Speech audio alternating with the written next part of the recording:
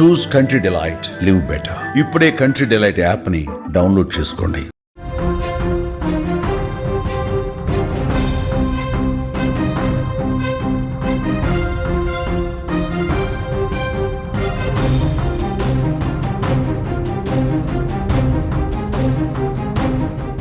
తెలుగు రాష్ట్రాల్లోనే సంచలనం కలిగించినటువంటి హత్య కేసు చిన్నారి. 9 ఏళ్ల చిన్నారిని పిన్నే స్వయంగా చంపిన హత్య కేసు. అయితే ఈ హత్య కేసులో చిన్నారి తండ్రి మాట్లాడుతున్న తీరు అందరిని కూడా కలిచివేస్తుంది. జగిత్యాల జిల్లా కోరిట్లలో చిన్నారి హితీక్ష మృతితో ఆ కుటుంబంలో తీవ్ర విషాదఛాయలు అలుముకున్నాయి. తన కూతురు ఇక లేదు అనే చేదు నిజాన్ని హితీక్ష తండ్రి జీర్ణించుకోలేకపోతున్నాడు. తన మరదలు కావాలనే ఇదంతా చేసిందంటూ కన్నీటి పర్యంతమయ్యాడు. తమ కుటుంబాన్ని విడదీయాలనే మమత ఇదంతా చేసిందంటూ సుమన్ టీవీతో తన బాధను వెళ్ళగక్కున్నాడు. మమతకు ఉరిశిక్ష పడినప్పుడు తమకు న్యాయం జరుగుతుందన్నాడు. తమ తమ్ముడు లక్ష్మణ్ కూడా పాప మృతితో కుమిలిపోతున్నాడని, భార్య చేసిన పనికి అవమాన భారంతో బాధపడుతున్నట్లు రాము చెప్పుకొచ్చాడు. ప్రస్తుతానికి తాను ఏం మాట్లాడే పరిస్థితుల్లో లేనని, కుదురు పడ్డ తర్వాత అన్ని విషయాలు మాట్లాడతానంటూ చెప్పుకొచ్చాడు. ఏది ఏమైనా మమతకు ఉరిశిక్ష వేయాలంటూ డిమాండ్ చేస్తున్నాడు హితీక్ష తండ్రి రాము. కొరుట్లలో జరిగినటువంటి హితీక్ష వాళ్ళ తండ్రి కొద్దిగా వాళ్ళ తమ్ముడు ఇప్పుడే వచ్చిండు కాబట్టి ఆయన అడిగి తెలుసుకుందాం. వాళ్ళ తమ్ముడి బాధ ఏంటిది, ఈయన ఎంత బాధపడుతున్నాడు అనేది మనం ఆయన మాటలు తెలుసుకుందాం. మేము ఇప్పుడు జీర్ణించుకోలేని పరిస్థితులలో ఉన్నాం. ఆమెకైతే ఖచ్చితంగా ఉరిశిక్ష పడాలి. మా వాడు కూడా ఇప్పుడే వచ్చిండు, ఆడు కూడా బాగా బాధపడుతుండు. ఇంతకు మించి లేదు, ఆమె ఖచ్చితంగా ఉరిశిక్ష పడిపోయింది.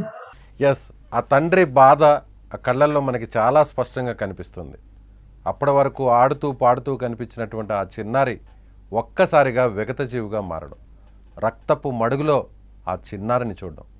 ఆ చిన్నారిని చంపింది ఎవరో కాదు, కక్షతోనో కసితోనో బయట వ్యక్తులు కాదు, హంతకులు అంతకంటే కాదు, సుపారీ ఇచ్చిన గ్యాంగు ఏమాత్రం కాదు, సొంత చిన్న తల్లి, సొంత పిన్ని.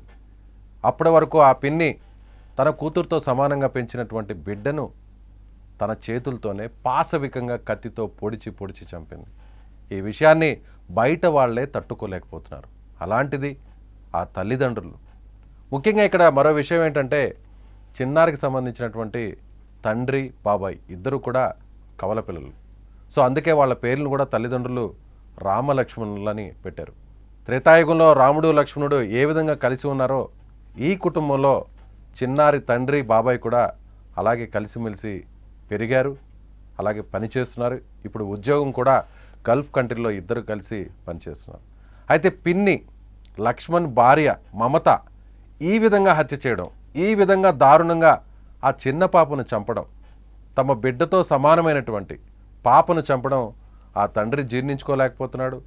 అలాగే రాము తమ్ముడు మమత భర్త ఎవరైతే చంపినటువంటి నిందితురాలుందో మమత భర్త కూడా ఆలస్యంగా ఇవాళ కోర్టులకు చేరుకున్నాడు.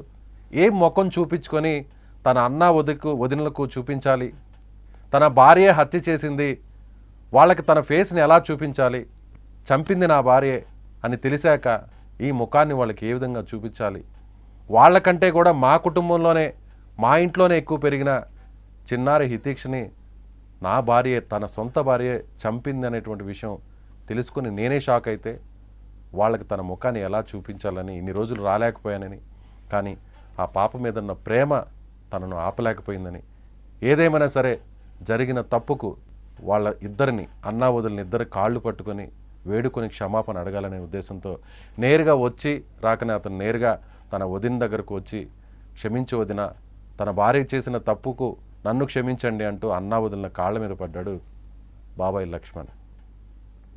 ఒక మమత చేసిన తప్పుతో ఇప్పుడు ఆ కుటుంబం అంతా కూడా చిన్నాభిన్నం అయిపోయింది.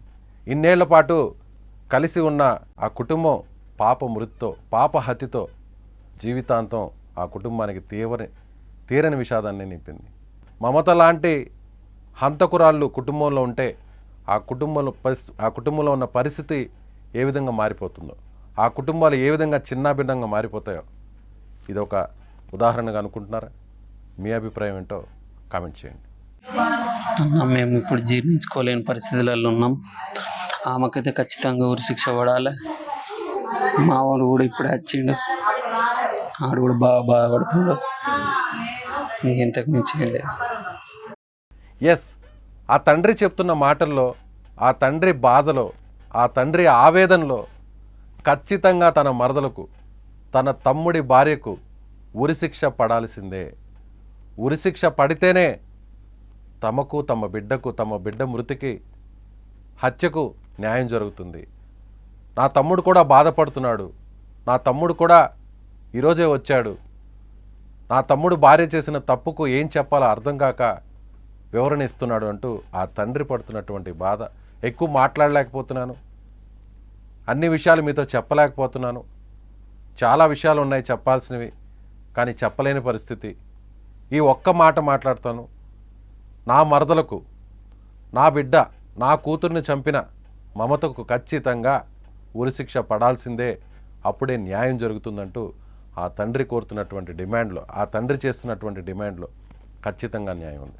ఏ తండ్రికైనా గుండెల మీద పెంచుకున్నటువంటి తండ్రి, అప్పటి వరకు గల్ఫ్లో ఉన్నటువంటి తండ్రి ప్రతిరోజు వీడియో కాల్లో మాట్లాడుతూ నానా ఎలా ఉన్నావు అంటూ మాట్లాడుతుంటే ఆ పాప చెప్తున్న చిన్న చిన్న ముచ్చట్లు వింటూ ఎంతో సంతోషంగా ఉన్న తండ్రి, వస్తున్నానమ్మా నాన్న, నా కోసం ఏం తెస్తున్నావు, ఫారెన్ నుంచి ఏం తెస్తున్నావు, గల్ఫ్ నుంచి ఏం తెస్తున్నావు, సౌదీ నుంచి ఏం తెస్తున్నావు అని అంటుంటే, నాన్న నీకు కావాల్సినవి ఆడుకునేవన్నీ కూడా తెస్తానంటూ ఎంతో గారాభంగా చెప్పిన ఆ తండ్రి మాటలు ఇలా ఒక్కసారిగా తన బిడ్డ మృతదేహాన్ని, తన బిడ్డ అంత్యక్రియలకు ఇలా హాజరవ్వాల్సినటువంటి దుస్థితి రావడం, అది కూడా తన తమ్ముడి భార్య వల్లే రావడం, నిజంగా ఆ తండ్రికి ఒక పెద్ద క్షోభనే చెప్పాలి.